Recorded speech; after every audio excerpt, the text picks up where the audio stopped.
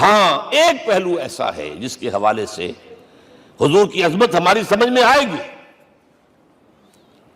حضور ایک انسان کی حیثیت سے کیا تھے، ایک باپ کی حیثیت سے آپ کا کیا طرز عمل تھا.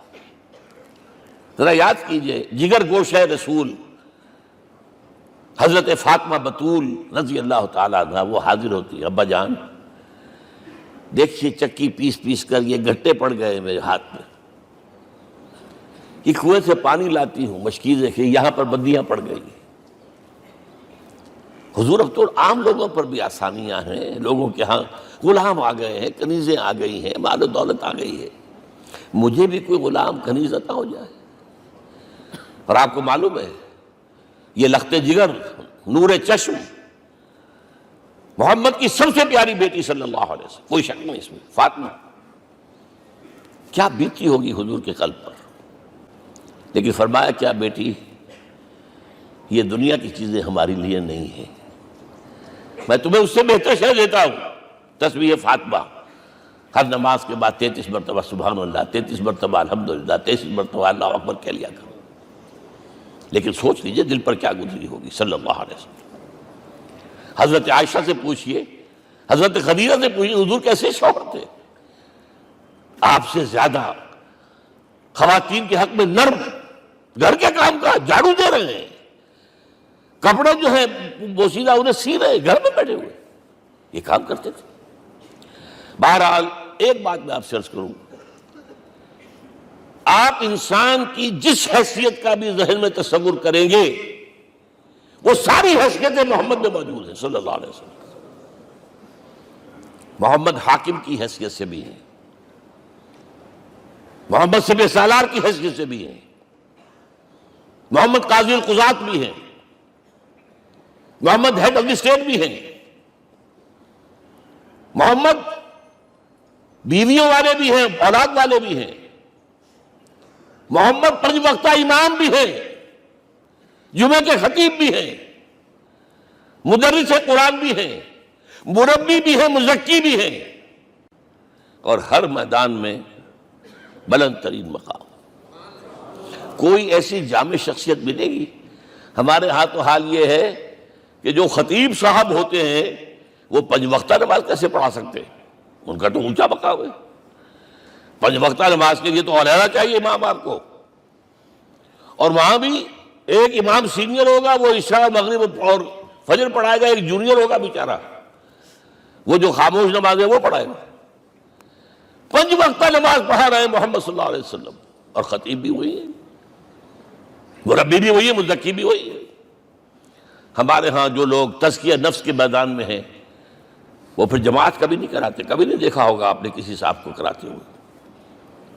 یہ جامعیت جو ہے، جامعیت کبریٰ.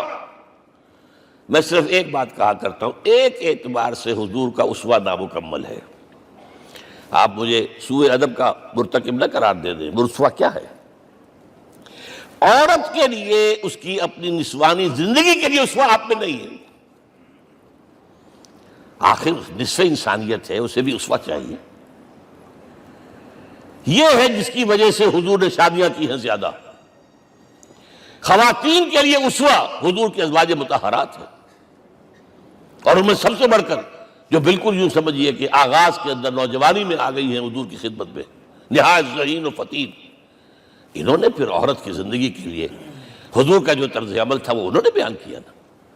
اس لیے سورہ احزاب کے اندر اس کا تذکرہ ہے، جہاں یہ آتا ہے لقد کان لکم فی رسول اللہ اسوۃ حسنہ، وہیں پر یا نساء النبی لستن کاحد من النساء، اے نبی کی بیویوں تم عام عورتوں کے مانند نہیں ہو، تمہیں تو اسوہ بننا ہے امت کے لیے. اب اس سے اگلا قدم میں بڑھا رہا ہوں آگے، اور اس کے ساتھ جڑ جائے گی تیسری بات. تیسری بات کیا ہے؟ وَنَصَرُوهُ، اس کی مدد کریں صلی اللہ علیہ وسلم. پہلی بات تو یہ نوٹ کیجئے، حضور انتہائی غیور انسان تھے، انتہائی غیور.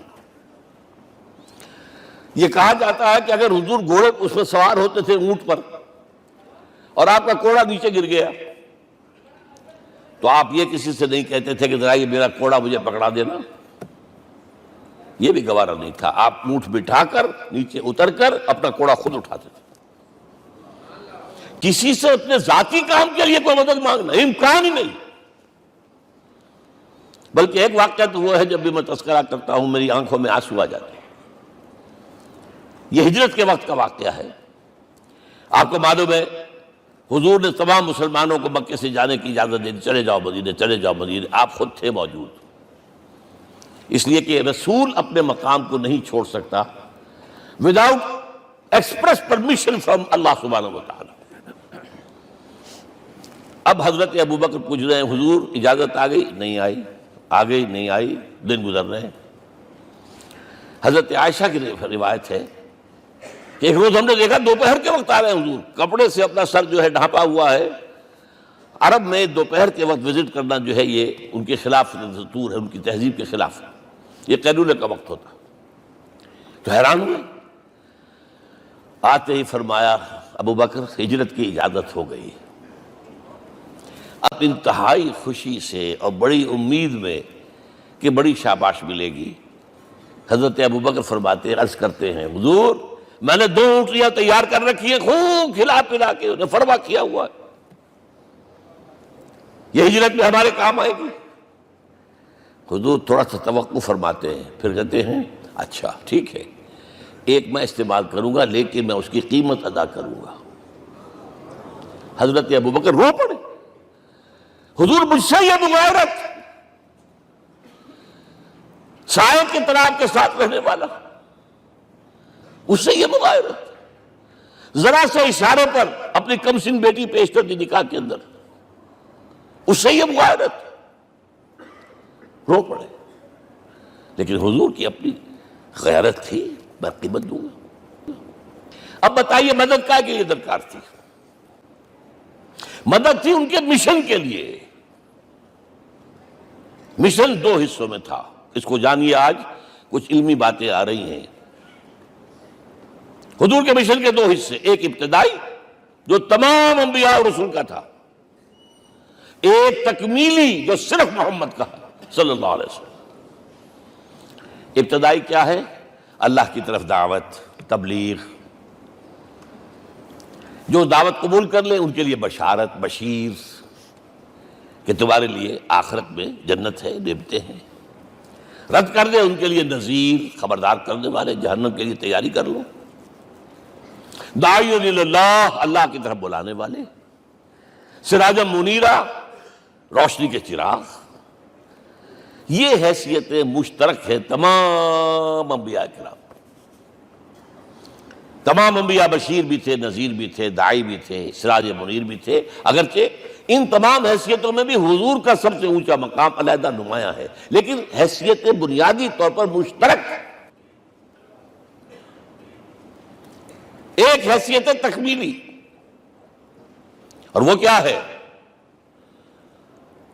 اے نبی جو دین آپ کو دیا گیا ہے صرف تبلیغ نہیں، صرف تعلیم نہیں، اس کو قائم کر کے دکھاؤ ایک نظام زندگی کی حیثیت سے. 3 مرتبہ قرآن میں یہ الفاظ حضور کے لیے آئے ہیں، هو الذی ارسل رسولہ بالہدی ودین الحق لیظہرہ علی الدین کلہ. 3 دفعہ سورہ توبہ میں یہ الفاظ آئے، سورہ صف میں یہ الفاظ آئے، سورہ فتح میں یہ الفاظ آئے. وہی اللہ جس نے بھیجا ہے اپنے رسول کو صلی اللہ علیہ وسلم، الہدا قرآن حکیم، ہدایت کاملہ، اور نمبر 2 دین حق. یہ 2 چیزیں دے کر بھیجا. کس لیے؟ تاکہ اس دین کو غالب کرے پورے نظام زندگی پر. یہ معاملہ ذرا سوچئے. اور یہ حضور کے لیے 3 دفعہ، اور کسی اور نبی کے لیے 1 دفعہ بھی نہیں. قرآن مجید کے اس نقطے کو ذہن نشین کر لیجیے. اصل میں یہ کیا ہے؟ اسے ہم یوں کہیں گے، ایک ہے نبوت و رسالت، ایک ہے تکمیل نبوت و رسالت. ہمارے ہاں ختم نبوت کے اوپر تو زور دیا گیا ہے، اور صحیح دیا گیا ہے، ایمان کا ہمارا جز ہے. حضور کے بعد کسی نے بھی دعویٰ کیا نبوت کا، وہ جھوٹا کذاب دجال. جس نے مانا وہ بہرحال دائرہ اسلام سے خارج ہے، اور جو بھی کچھ ہوا کرے وہ. یہ چونکہ قانونی بات تھی اس لیے اس کا حق ادا کیا علماء کرام نے. واقعہ یہ ہے کہ اس میں کوئی کمی نہیں رکھی، لیکن حضور کی فضیلت اس میں نہیں ہے. فرض کیجئے کہ نبوت چلی آ رہی تھی ہموار طور پر ایک جگہ آ کے ختم ہو گئی تو فضیلت کون سی ہوئی؟ نہیں، نبوت اور رسالت تدریجاً ترقی کرتے ہوئے اپنے نقطۂ عروج کو پہنچ کر ختم ہوئی، یہ ہے فضیلت۔ اب آپ سوچئے الہدا دیا گیا حضور کو تو کیا تورات میں ہدایت نہیں تھی؟ سورہ اعراف کی آیت ہے، سورہ مائدہ کی، اِنَّا أَنزَلْنَا التَّوْرَاةَ فِيهَا هُدًى وَنُورٌ، ہم نے نازل کی تھی تورات، اس میں ہدایت بھی تھی، نور بھی تھا۔ ہم مانتے ہیں اللہ کی کتاب تھی۔ وہی فرمایا ہے انجیل فیہ ھدی ونور، اس میں ہدایت بھی تھی، نور بھی تھا۔ پھر یہ الہدا قرآن آیا، یہ کیا ہے؟ ہدایت نے درجہ بدرجہ ترقی کرتے ہوئے قرآن میں آ کر کامل ہو گئی، ہدایت کامل۔ وجہ کیا ہے؟ انسان کا شعور بھی تو درجہ بدرجہ بڑھا ہے۔